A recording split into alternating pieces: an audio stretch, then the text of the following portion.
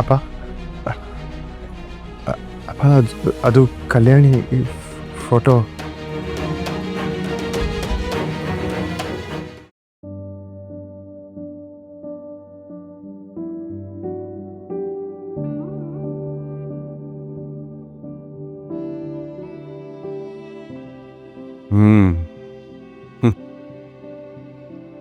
ಮನುಷ್ಯನ ಜೀವನದಲ್ಲಿ ಸಮಯ ಅನ್ನೋದು ಎಷ್ಟು ವೇಗವಾಗಿ ಓಡುತ್ತೆ ಅಂದರೆ ಅಂದಾಜೇ ಸಿಗೋದಿಲ್ಲ. ನಿನ್ನೆ ಮೊನ್ನೆ ಎಲ್ಲೋ ಪಾರ್ಕಲ್ಲಿ ನೀ ಚಿಕ್ಕ ಮಗುವಾಗಿ ಅಮ್ಮ ಒಂದು ಕೈ ಹಿಡ್ಕೊಂಡು ನಾನೊಂದು ಕೈ ಹಿಡ್ಕೊಂಡು ನೀನು ಪುಟ್ಟ ಪುಟ್ಟ ಹೆಜ್ಜೆ ಹಾಕ್ತಾ ಇದ್ದೆ, ಮುದ್ದು ಮುದ್ದಾಗಿ ತೊದಲು ಮಾತಾಡ್ತಿದ್ದೆ. ನಿನಗೊಂದು ವಿಷಯ ಗೊತ್ತಾ? ನೀನು ಹಾಕ್ತಾನೆ ಹುಟ್ಟಿದ ಮಗು, ಆ ನರ್ಸು ನಿನ್ನನ್ನು ಎತ್ಕೊಂಬಂದು ಆ ತೊಟ್ಲಲ್ಲಿ ಹಾಕಿದ್ಲು. ನಾನು ನಿಮ್ಮಮ್ಮ ಮೊದಲನೇ ಸಲ ನೀನು ನೋಡ್ತಾ ಇದ್ದೀವಿ. ನಮ್ಮ ಕಣ್ಣಲ್ಲಿ ಅದೆಂಥ ಸಂತೋಷ ಗೊತ್ತಾ? ನೀನು ಅಳ್ತಾ ಇದ್ದೆ. ಅಮ್ಮ ತನ್ನ ವಾತ್ಸಲ್ಯದ ಕೈಯಿಂದ ನಿನ್ನ ತಲೆನ ಹಾಗೆ ಸವರ್ತಾ ಇದ್ಲು. ನೀನು ಒಂದು ವಿನಯವಾದ ನಗು ಕೊಟ್ಟೆ ಅಲ್ಲ, ಅದನ್ನು ನೋಡಿನೇ ನಿಮ್ಮಮ್ಮ ನಿನಗೆ ವಿನಯ್ ಅಂತ ಹೆಸರಿಟ್ಲು ಕಣು. ಆ ಹೆಸರಿಗೂ ನಿನ್ನ ಮುಖಕ್ಕೂ ಎಷ್ಟು ಚೆನ್ನಾಗಿ ಹೋಲಿಕೆ ಆಗ್ತಿದೆ ಗೊತ್ತಕ್ಕಂದ.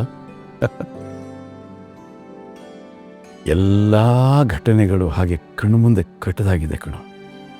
ಎಷ್ಟು ಬೇಗ ನೀನು ನನ್ನ ಹತ್ರಕ್ಕೆ ಬೆಳೆದು ಬಿಟ್ಟೆ ಕಣು.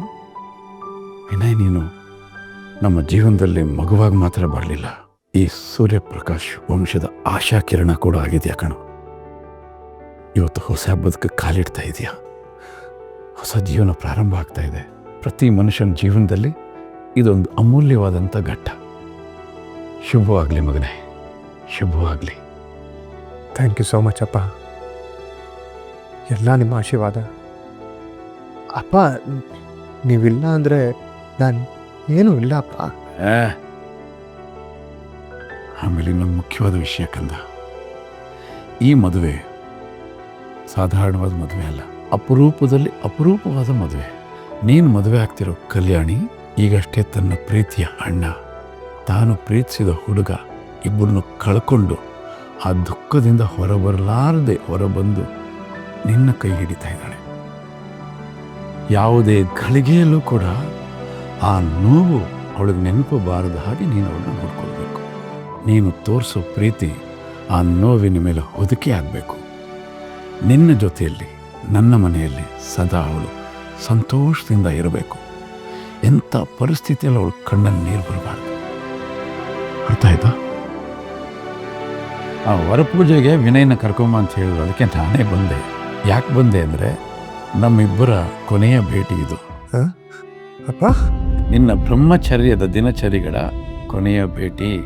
ಈಗ ನೀನು ಆಚೆ ಬಂದರೆ ಸಂಸಾರಿ ಆಗ್ಬಿಡ್ತೀಯಲ್ಲಪ್ಪ. ಹಾಗಾಗಿ ಒಂದಷ್ಟು ಒಳ್ಳೆ ಮಾತುಗಳನ್ನು ನಿನಗೆ ಹೇಳಿದ್ದೀನಿ, ಅದನ್ನು ನೀನು ಭದ್ರವಾಗಿ ಇಟ್ಕೊಂಡು ಪಾಲಿಸಬೇಕು.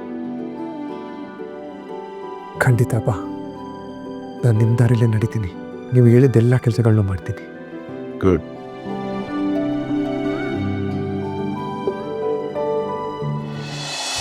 ನೀನು ಏನೇ ಹೇಳಿ ಯಶೋದ, ನಮ್ಮ ಕಾಲದ ಬಾಳೆಹಣ್ಣು ಏನು ರುಚಿ, ಏನು ಘಮ. ಈಗ ರುಚಿನಿಲ್ಲ, ಬೂರಿ ಸಪ್ಪೆ ಕಣೆ. ಬಾಳೆಹಣ್ಣು ಜಾಸ್ತಿ ತಿನ್ಬೇಡಿ ರಾಚಮ್ಮ, ಮೊದಲೇ ನಿಮಗೆ ಶೀತ ಜಾಸ್ತಿ ಇದೆ, ಕಫ ಜಾಸ್ತಿ ಆಗ್ಬಿಡುತ್ತೆ. ಆಮೇಲೆ ದಂಡಿಗೆ ಹೆದರ್ಲಿಲ್ಲ, ದಾಳಿಗೆ ಹೆದರ್ಲಿಲ್ಲ, ಇನ್ನೇನು ಕಫಕ್ಕೆ ಹೆದರ್ ಬಿಡ್ತೇನೆ ನಾನು. ಶೋ,